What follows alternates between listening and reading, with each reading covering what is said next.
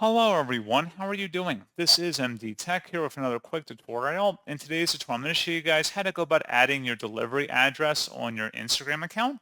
So this should hopefully be a pretty straightforward process here, guys. And without further ado, let's go ahead and jump right into it.